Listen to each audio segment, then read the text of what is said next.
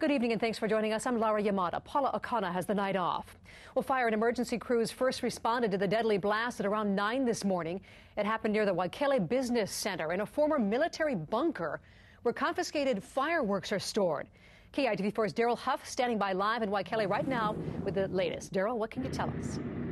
Laura, we're actually right at the entrance to what is actually a huge warren of old military ammunition bunkers that have been leased out to civilians for civilian use. The explosion occurred at a bunker that had been leased to an ordnance disposal company that was taking care of a load of illegal fireworks.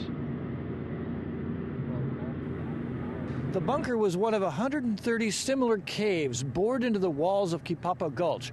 The explosion blew through the blast doors and ignited a truck parked outside. The fire department responded first to an injured person call, then events escalated. The first company observed fire and explosions happening from the front of the bunker. And there was a lot of debris on the ground from spent aerial casings. The fire department found 2 men dead near the entrance. A third was burned and taken by ambulance to Straub with burns over his entire body. It was assumed 2 more men were in the still burning tunnel. 1 man was barely hurt.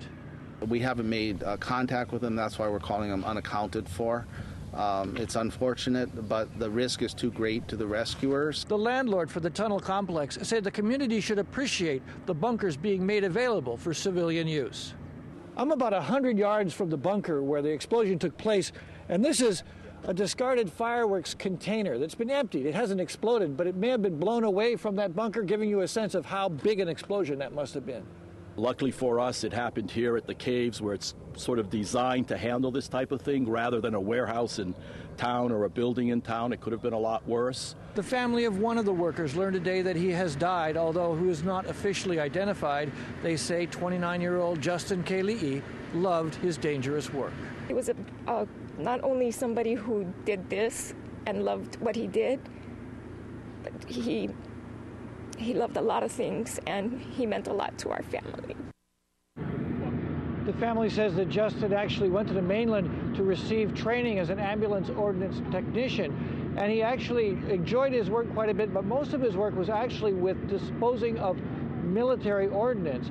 She said that this batch of fireworks was something the company picked up on a contract with the government, and he was actually doing it as a favor for the family's owners, most of whom are good family friends of theirs. Now, the fire department says that 2 bodies are still in the tunnel because it's still considered too unstable to go inside. They've soaked that tunnel well, and they hope by tomorrow, certainly, to be able to go in and retrieve the last of those 2 bodies. Laura?